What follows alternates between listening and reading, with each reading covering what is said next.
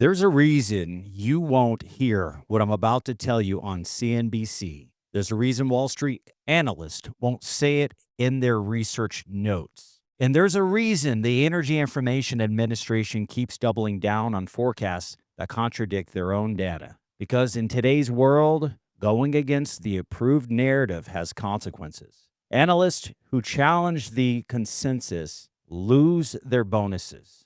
Journalists who question official forecasts get marginalized. Researchers get labeled as conspiracy theorists and excommunicated from respectable circles. We've seen this pattern before. We've watched it with certain medical narratives. We saw it with political coverage. We witnessed it with geopolitical stories where questioning the official line meant professional suicide. The oil market is no different. There's an approved narrative right now. Massive glut, collapsing prices, oil at $54 per barrel by next quarter, and everyone with a career to protect is repeating it. I don't have these constraints. I'm not bought by the mainstream.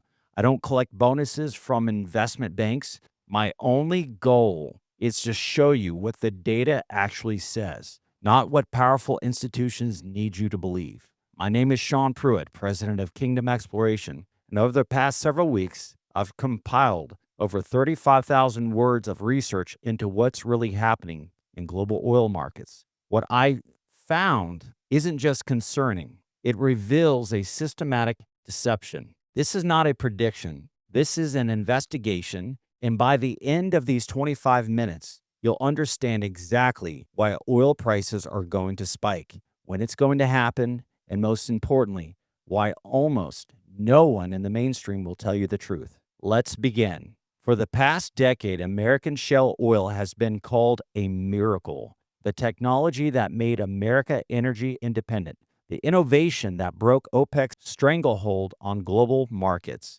But in 2019, the Wall Street Journal published an investigation that should have been front-page news everywhere. Pioneer Natural Resources, one of the largest shale producers in America, had been systematically lying about well performance. Here's what they promised investors. Wells that would produce 1.3 million barrels of oil over their lifetime. Here's what those wells actually produced. 482,000 barrels, 1/3 of what they promised. This wasn't a mistake.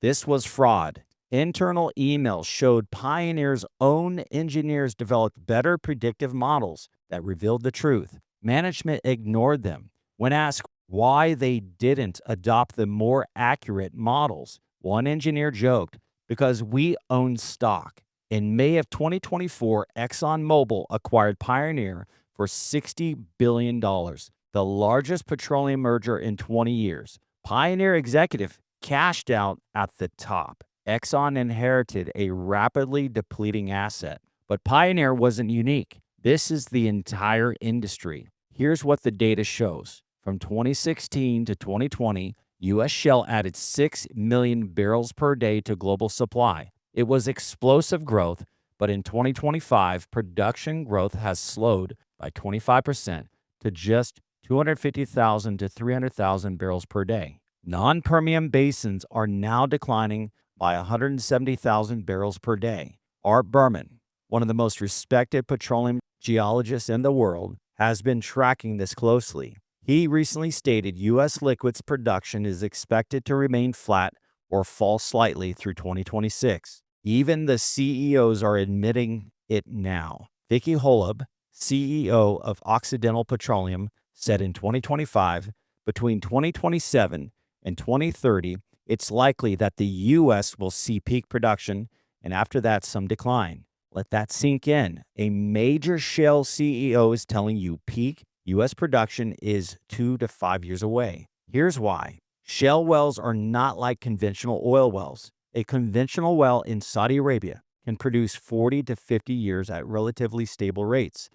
A shale well loses 70 to 80% of its production in the first 2 years. They are not wells, they are expensive sprints. And here's the critical fact. The industry has already drilled 60% of its Tier 1 acreage. That's the sweet spots, the best geology, the highest return location. What's left is Tier 2 and Tier 3 acreage that produces less oil, costs more to drill, and declines even faster. EOG Resources is the best-run shale company in America. In Q3 2025, they beat earnings significantly. They are generating $4.5 billion in annual free cash flow, and their 2025 oil production forecast, 520,000 barrels per day, essentially flat.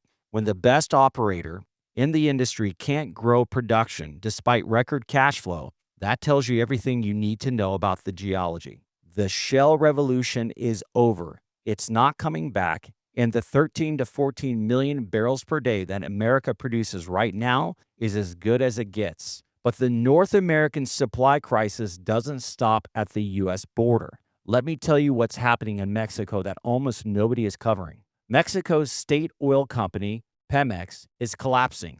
In January 2025, production fell to 1.62 million barrels per day, down 12% year over year. But here's the shocking part. Pemex crude oil exports crashed 44% in January 2025 to just 532,000 barrels per day. That's the lowest level since 1990, the lowest in 35 years. At the current rate of decline, Pemex is losing 100,000 barrels per day every single year. Mexico slashed its 2025 production forecast by 7% to 1.76 million barrels per day, and analysts warn the decline could accelerate. This matters because Mexico is right next door. This is North American supply feeding U.S. Gulf Coast refineries with heavy crude, and it's disappearing at an accelerating rate. So when you add up U.S. shale peaking and Mexico collapsing, North America is losing its status as the swing producer that saved global oil markets over the past decade.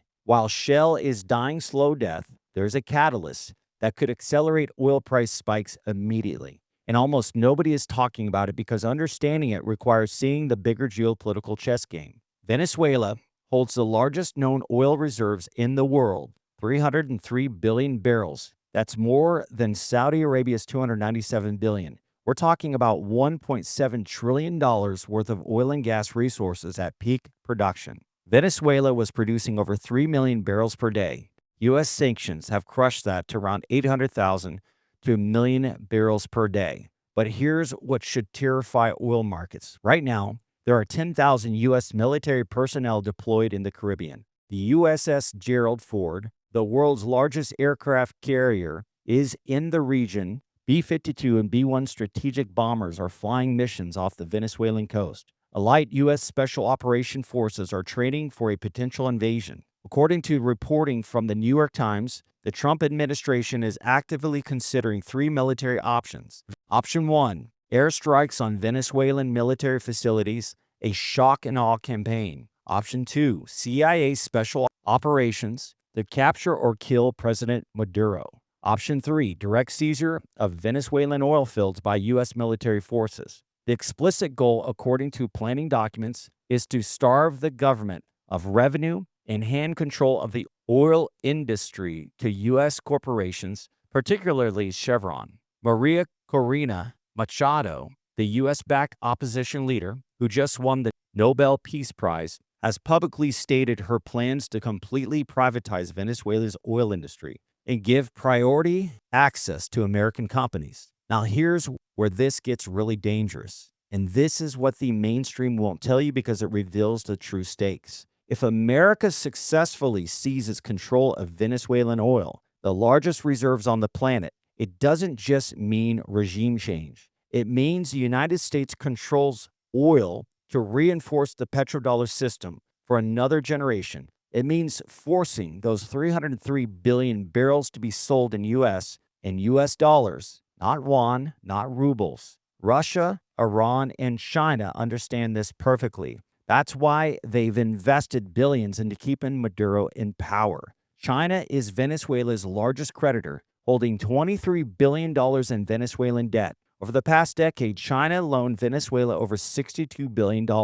That's 53% of all money China has lent to Latin America. In September 2025, China just sent a floating oil facility to Venezuela to support production. They are doubling down, not backing away. Russia signed a 10-year strategic partnership with Venezuela in May of 2025. Trade between Moscow in Caracas increased 64% in 2024. Russian military advisors are embedded with Venezuelan forces. And here's the concerning part. In October 2025, a Putin ally publicly floated sending nuclear-capable missiles to Venezuela to deter U.S. military action. Iran is using Venezuela as its anchor in the Western Hemisphere. In October of 2025, the first congressional hearing on Hezbollah in Latin America in a decade revealed that senior Iranian Revolutionary Guard Corps figures are relocating to Venezuela as sanctuary from Israeli operations. Iranian factories are building military drones for the Venezuelan army. This force flights from Iran through Africa to Venezuela are constant. Venezuela allows oil purchases in yuan, euros, and other currencies, bypassing the dollar entirely. It's one of the key nodes in the globalization network. Lose Venezuela, and that network significantly weaker. And here's the wild card almost nobody is considering. Saudi Arabia doesn't want this either. A U.S.-controlled Venezuela producing at full capacity outside of OPEC would unleash an oil surplus that analysts describe as devastating for Russia and Saudi Arabia. The Saudis don't want another massive producer under American control competing against them. They've spent years managing supply to maintain prices. A privatized Venezuelan oil industry producing 2 to 3 million barrels per day under Chevron's control changes everything. So what happens when U.S. forces move into Venezuela? Russia, Iran, and China have too much invested just to walk away. Iran could retaliate by disrupting the Strait of Hormuz, removing 20% of global oil supply. Russia could provide advanced anti-ship missiles and air defense systems, turning this into a protected conflict. China could impose economic countermeasures. Any of these scenarios create a massive oil market disruption. A limited strike campaign creates uncertainty and drives prices up $15 to $25 per barrel. A full invasion with regional powers providing weapons and support to resistance forces. You're looking at extended conflict, production offline for months or years, and prices spiking $50 to $80 per barrel or more. In October 2025, the Washington Post reported that Venezuela has formally requested military assistance from Russia, China, and Iran in response to U.S. military pressure. This isn't theory. This is happening right now. The military buildup is real. The geopolitical tensions are escalating, and the stakes are control over the largest oil reserves on Earth and the future of the petrodollar system. That's why this could be the black swan event that breaks oil markets wide open. Let's talk about Russia, because the timeline here is very specific and very urgent. Since the Ukraine invasion began, the U.S. and Europe have systematically targeted Russia's oil infrastructure, not just sanctions on sales, but physical destruction of refineries. As October 2025, 38% of Russia's refining capacity has been destroyed. Here's the financial situation. Russia's national wealth fund, which Putin uses to cover budget deficits, is projected to be completely depleted by mid-2026. Russia is burning through approximately $40 billion per year from this fund. The math is simple and brutal. On October 22, 2025, the Trump administration sanctioned Rosneft and Lukoil, Russia's two largest oil producers. Together, they represent 50% of Russia's total oil exports and 5% of global supply. These aren't symbolic sanctions. These come with secondary sanctions threats against any country buying their oil, directly targeting India and Turkey. Then on January 21, 2026, 68 days from now, the European Union and United Kingdom will ban all imports of oil products refined from Russian crude. This forces a complete reconfiguration of global oil supply chains. Russia's oil revenues fell to 524 million euros per day in October of 2025.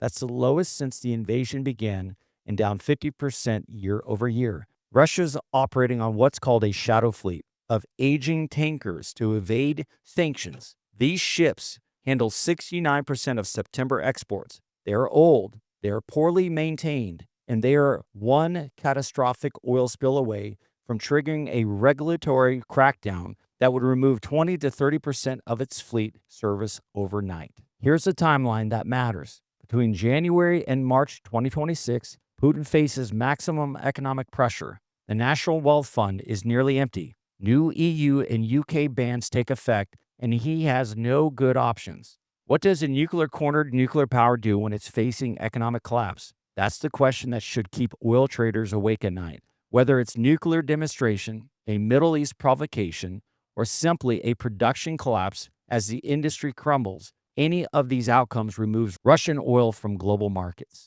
But here's the part that's even more dangerous. It's not just Russian crude oil at risk. It's refined products, diesel, jet fuel, gasoline. Russia's refining destruction has created a global refinery capacity crisis that almost nobody is talking about. Ukrainian drone attacks have reduced Russian refining capacity by 17%. That's 1.1 million barrels per day of refining capacity destroyed, not crude production, refining. And this is hitting Europe hard. Europe is heading for record diesel imports in October and November 2025 because Russian diesel exports are banned through the end of the year. Then on January 21st, 2026, the EU ban on products refined from Russian crude takes full effect. Diesel prices in Germany are already climbing sharply. Diesel crack spreads are surging globally, and here's what matters. Diesel is what runs trucks, agriculture, construction equipment, and heating oil. You can have all the crude oil in the world,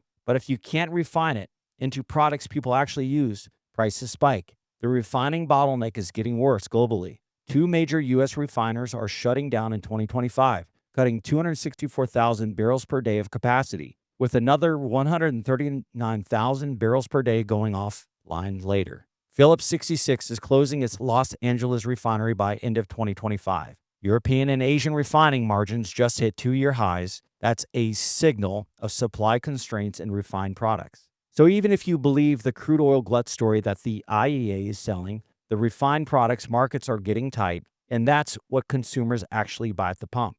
This combination of factors creates a powder keg situation for Q1 2026. So if Shale is dying, if Venezuela is a military powder keg, if Russia is facing collapse, why is the EIA forecasting oil at $54 per barrel? Why is the IEA calling for a 4 million barrel per day surplus in the first half of 2026? Let me show you something interesting. In August of 2025, the International Energy Agency lost track of 1.47 million barrels per day. Just lost it. Couldn't account for where the oil went. This is the same organization forecasting a massive glut. Art Berman calls this some of the worst analysts I've seen in years. Pure groupthink. The EIA's November 2025 forecast is even more absurd. They're projecting global inventory builds of 2.2 million barrels per day in 2026. But here's the contradiction. U.S. oil inventories right now are 4% below seasonal norms. They are forecasting massive builds while inventories are actually falling. And there's a pattern here. Every time oil prices start to rise, the EIA releases bearish forecasts. Every time those forecasts are proven wrong, they quietly revise them upward. In fact, they just raised their 2026 forecast by $3 per barrel from the October projection, acknowledging the market is tighter than they claimed. But let me show you the actual market signals that completely contradict the glut narrative.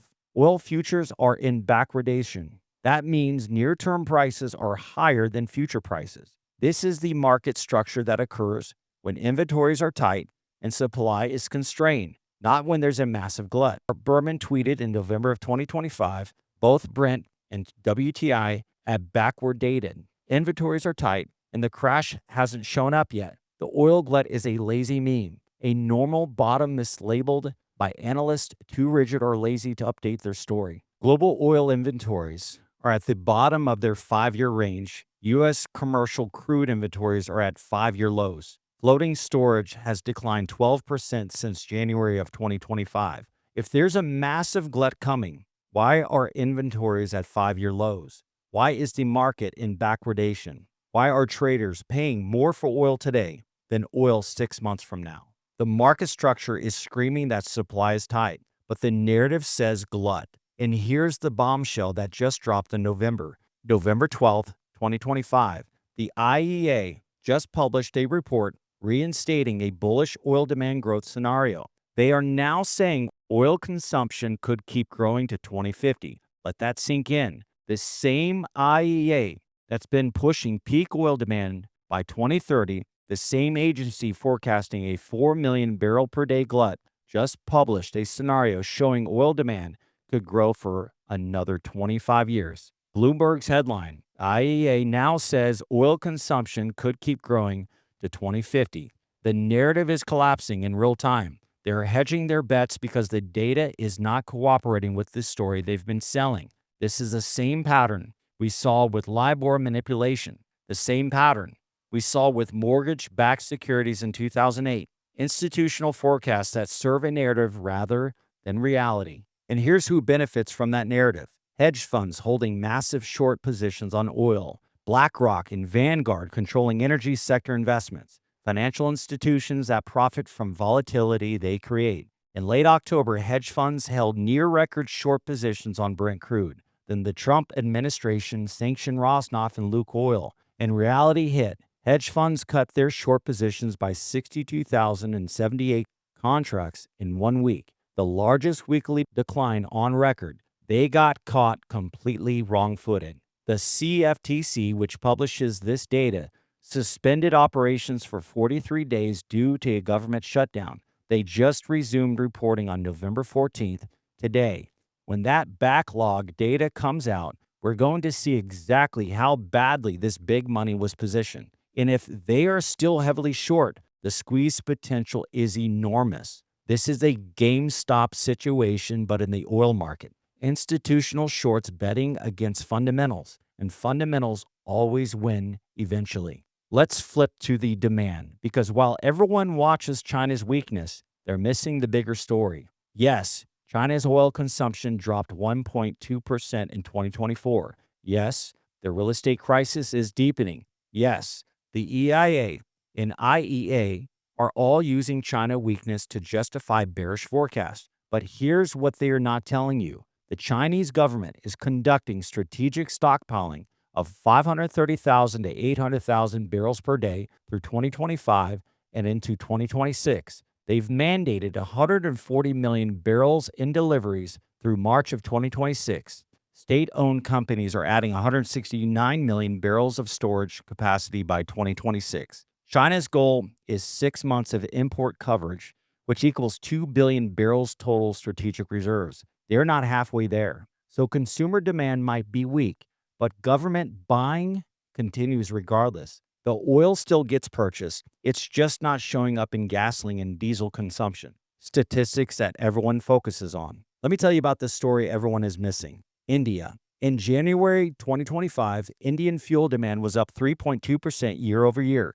Diesel up 4.2%. Gasoline up 6.7%. In March of 2025, India hit a record 5.4 million barrels per day in crude imports. There were days India was importing more than China. The EIA forecasts India will add 330,000 barrels per day of demand in 2025. OPEC forecasts 3.4% growth, double China's 1.5%. India now represents 25% of total global oil demand growth. India's economy is projected to become the world's third largest by 2030. They are building a massive infrastructure. They just launched their first greenfield integrated refinery in a decade. This is explosive growth, and it's being systematically underestimated in every major forecast. Then there's the AI factor that almost nobody is pricing in. AI data centers require 24/7 baseload power. You can't run a data center on solar and wind intermittency. Global electricity demand from data centers is projected to double from 460 terawatt hours in 2024 to 945 terawatt hours by 2030. How do you generate that baseload power? Natural gas, which means more gas demand, which is competing with oil for investment dollars and taking gas supply away from other users, which pushes those users back toward oil. Academic research shows AI could boost global trade by 34 to 40% by 2040. More trade means more shipping.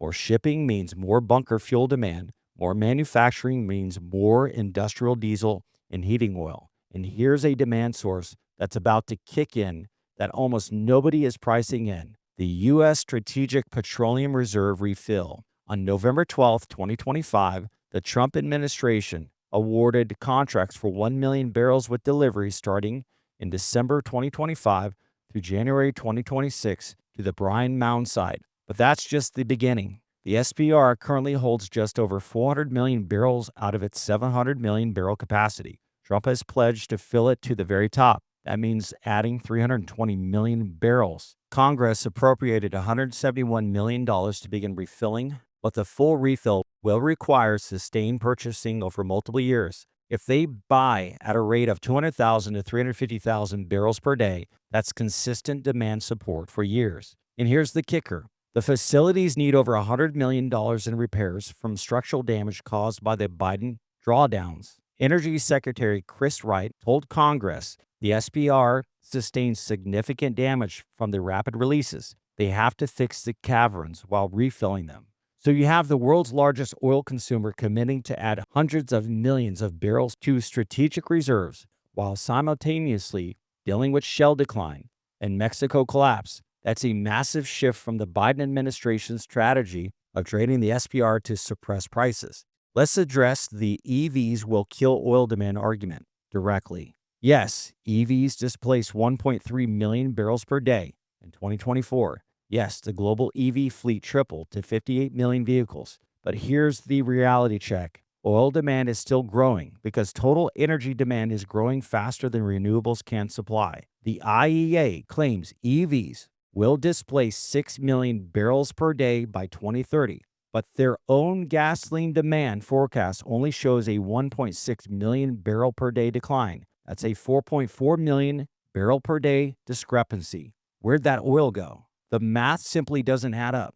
The IEA's EV impact assumptions appear to be overestimated by a factor of 4 when compared to their own demand forecast. And EVs only affect passenger vehicles' gasoline demand. They do nothing for aviation, which has zero viable electric alternative, nothing for shipping, nothing for heavy trucking, nothing for petrochemicals and plastics, nothing for agriculture diesel, nothing for industrial high heat processes. The energy transition is real, but it's a 30 to 50-year process, and oil demand will continue growing for at least the next decade. Now let's talk about this supposed safety valve. OPEC spare capacity. The conventional wisdom is that if oil prices spike, OPEC can just turn on the taps and flood the market. Saudi Arabia has spare capacity. Problem solved. Here's the reality. OPEC plus spare capacity is currently around 3 to 4 million barrels per day. By September 2026, that falls to 2 million barrels per day. That's the lowest level in years. And here's the critical announcement that happened in November of 2025. 8 OPEC plus producers, including Saudi Arabia, Russia, Iraq, UAE, Kuwait, Kazakhstan, Algeria, and Oman, agreed to pause all production increases from January through March 2026. This is the first pause since they began unwinding cuts in April of 2025. In December, they are only adding 137,000 barrels per day. That's it. What does this tell you? The market cannot absorb more supply without crashing prices. OPEC knows this. They tried to add supply and had to immediately reverse course. But here's the problem. OPEC plus discipline is breaking down, and Kazakhstan is the poster child. Kazakhstan's oil output hit a record 1.88 million barrels per day in March of 2025.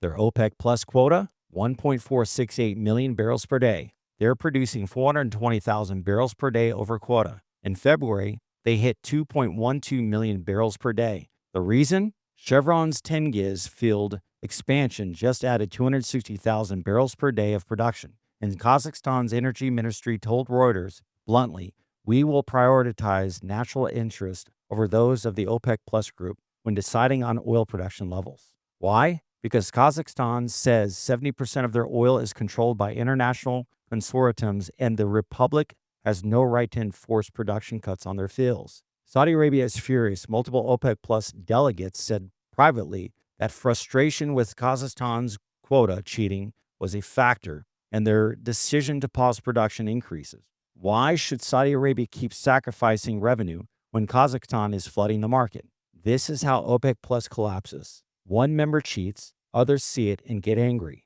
Trust erodes. Eventually, Saudi Arabia says enough and opens the taps, or they say enough and force real discipline through even deeper cuts. Either scenario creates volatility and upward price pressure, because if Saudi Arabia abandons restraint, You get a brief price crash followed by supply destruction and explosive rebound. If Saudi Arabia enforces discipline, you get immediate supply tightness. Now let's talk about Saudi Arabia's strategy, because this is the most misunderstood dynamic in the entire market. Saudi Arabia needs $96 per barrel oil to balance their budget. They're currently accepting $63 to $65 per barrel. They're running $40 to $70 billion annual deficits. This is unsustainable. So why are they doing it? 5 strategic reasons. 1, crushing U.S. shale into bankruptcy and consolidation while keeping prices too low for aggressive drilling. 2, preventing the Iran and Russia from generating revenue during peak geopolitical pressure. 3, maintaining market share during the energy transition, staying essential to global supply. 4, testing the loyalty of OPEC Plus members, forcing Russia and others into compliance under economic pressure. 5, positioning for when U.S. shale peaks and declines, planning to be the indispensable supplier in 2027 and beyond. This is not a permanent strategy. Saudi Arabia's public investment fund needs high oil prices to fund Vision 2030. Mohammed bin Salman needs high oil prices for political legitimacy. The deficits are piling up. The timeline for Saudi Arabia reversal, 2027, maybe late 2026, if the physical pressure becomes unbearable. And when Saudi Arabia flips from accepting low prices to demanding high prices, when they restore production cuts instead of unwinding them, that's when the market reprices everything. Let me now show you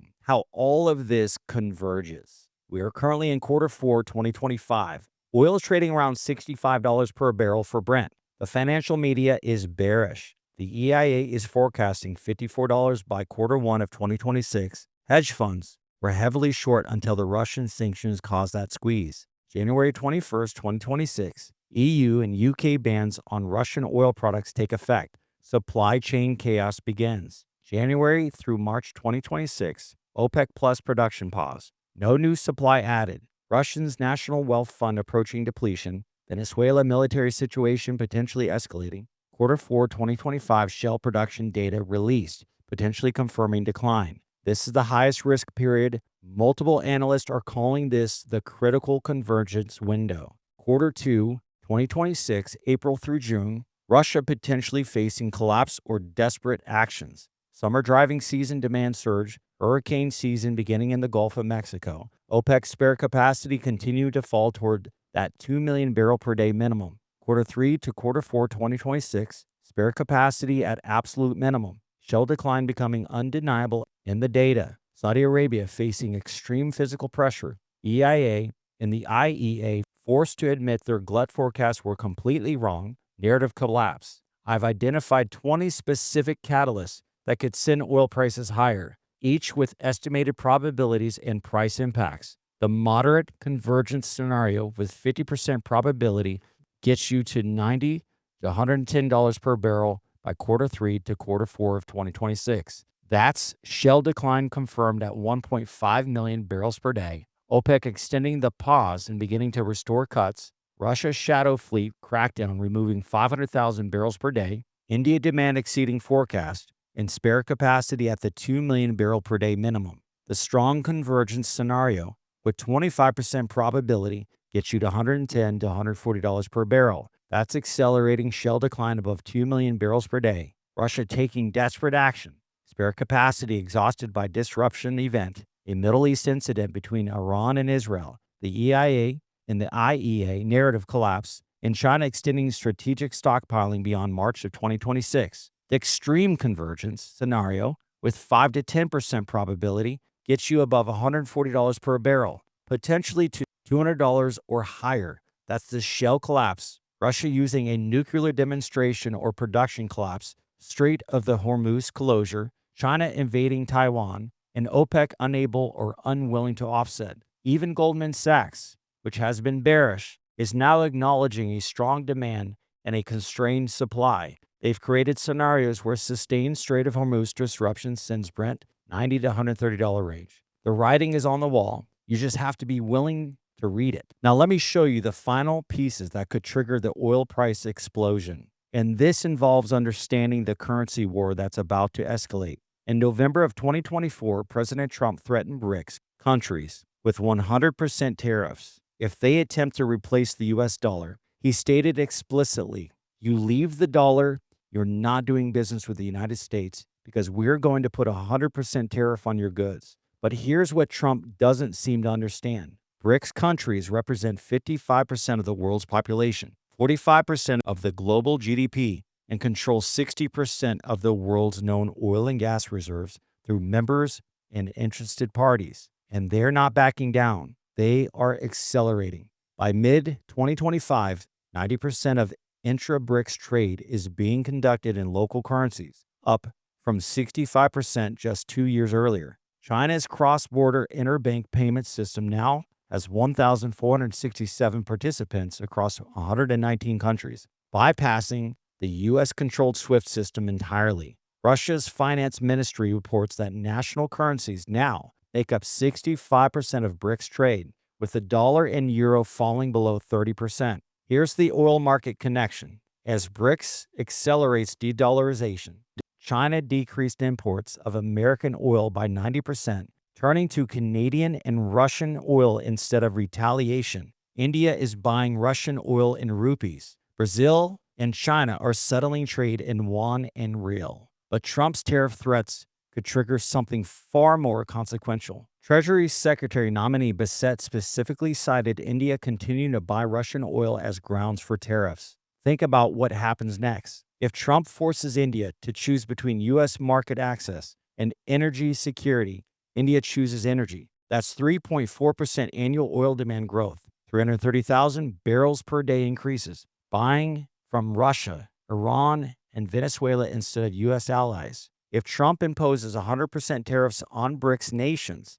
China retaliates with its own tariffs. Brazil matches. Russia, Iran, Saudi Arabia, UAE, and Egypt coordinate responses. And here's the critical part. They coordinate oil policy as retaliation. What if BRICS producers controlling 60% of global reserves decide to only sell oil in yuan, rubles, rupees, and rials? No dollars accepted. The U.S. would face a choice: back down on tariffs or watch oil prices explode as the petrodollar system fractures. Because if you can't buy oil with dollars, demand for dollars collapses, the currency weakens, and oil priced in other currencies becomes more expensive for Americans. This is the nuclear option in the currency war, and Trump's aggressive tariff policy might force BRICS to use it. Now, the market doesn't believe any of this matters, and that's the opportunity. Look at what happened in the Black Sea recently. Ukraine's drone attack temporarily halted oil exports at Russia's Norsky port. This disrupted 2.2 million barrels per day of supply. That's massive. Oil prices barely moved. Brent crude just recovered previous losses to reset at $64 per barrel. The market completely ignored a geopolitical supply shock. Why? Because the IEA is forecasting a 4.1 million barrel a day surplus in 2026, because OPEC endorsed the oversupply scenario, because everyone believes the glut narrative.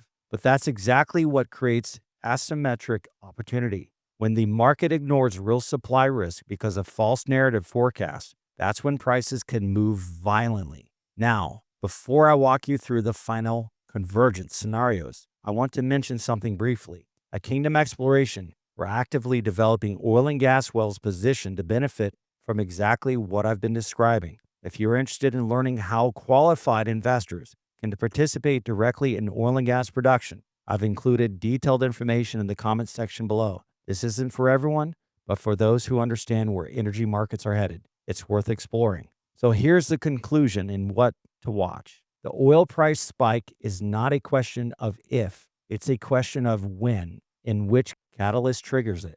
We have 10 major pathways to significantly higher prices. 1. North American supply crisis accelerates. U.S. shale decline becomes undeniable in 2026 data, removing 1.5 to 2.5 million barrels per day. Mexico's Pemex continues collapsing, losing another 100,000 barrels per day. Combined impact 1.6 to 2.6 million barrels per day supply loss from North America alone. 2. Refining capacity crisis worsens. Russia loses more refining capacity to Ukrainian attacks. U.S. and European refineries continue closing. Diesel and refined products shortages spike prices even if crude remains stable. Europe faces severe diesel shortages winter of 2026. 3. Russia faces economic collapse and either production crumbles or takes desperate military action Q1 of 2026 as national wealth fund depletes. 4. U.S. military action in Venezuela triggers regional conflict involving Russia, Iran, China, and potentially destabilizes Saudi cooperation. Stakes: control over largest oil reserves in petrodollar system. 5. BRICS retaliates against Trump tariffs by coordinating oil sales in non-dollar currencies, fracturing the petrodollar system. 60% of global oil reserves controlled by BRICS producers acting in coordination. 6. OPEC Plus discipline collapses due to Kazakhstan and other cheaters. Saudi Arabia either abandons restraint, causing brief crash, then explosive rebound, or enforces strict discipline, causing immediate tightness. 7. India's demand growth continues, exceeding forecast, while China extends strategic stockpiling beyond March of 2026. Plus, U.S. SPR refill adds 200,000 to 350,000 barrels per day sustained demand. 8. OPEC spare capacity falls to 2 million barrels per day by September 2026, and any disruption exhausts the buffer entirely. Market psychology shifts from comfort to panic. 9. Iran retaliates against Israel or U.S. actions by disrupting the Strait of Hormuz, removing 20% of global supply. 10. IEA narrative collapse becomes undeniable as inventory builds fail to materialize. Backwardation persists, and their own long-term forecast contradicts their bearish short-term outlook. Any one of these send prices to $90 to $110 per barrel. 2 or 3 happening simultaneously, you're looking at $120 to $150. All of them converging in a perfect storm, we could see $200 per barrel or higher. Goldman Sachs, despite being generally bearish, has created scenarios showing sustained Strait of Hormuz disruption could send Brent to $130. That's just one catalyst. The moderate convergence scenario, which I assess at 50% probability by Q4 2026, gets you to $90 to $110 per barrel. The strong convergence scenario, 25% probability, gets you to $110 to $140 per barrel. The extreme convergence scenario, 5 to 10% probability, but not zero, gets you above $140 and potentially $200. The setup is in place. The catalysts are real. The timeline is 2026, and the market is positioned completely wrong because they're listening to institution with a track record. Catastrophic forecasting errors. Those who understand what's really happening beneath the surface, who see through the narrative to the actual supply and demand fundamentals, will profit immensely from what's coming. Those who believe the EIA's $54 per barrel forecast, who trust the IEA's 4 million barrel per day glut projection, who think OPEC can just turn on the taps, are going to be blindsided when reality asserts itself. The window to position is closing. The convergence is accelerating. And the longer the market stays complacent, the more violent the repricing will be when it comes. This has been Sean Pruitt with Kingdom Exploration. All of the research, all of the data sources, all of the specific citations are available in the show notes. Do your own research, verify everything I've told you, and make your own decisions. But make them soon, because the window is closing fast. If this information was valuable to you, I need to ask for your help. The algorithm doesn't favor truth. It favors narratives that align with powerful institutions want you to believe. Content like this gets suppressed, shadow banned, and buried while mainstream financial media gets promoted. The only way to fight that is through your engagement. Subscribe to this channel. Leave a comment below, even if it's just a single word. Share this with someone who needs to hear it. Every subscription, every comment, every share tells the algorithm that people want the truth, not the approved narrative. They control the institutions, they control the forecast, they control the media, but they don't control you, and they don't control this community. Help me get this information to more people, because when oil prices spike and people ask why nobody warned them, you'll know that we tried, but we need your help to make sure they actually hear it. Thank you for watching, and I'll see you in the next one.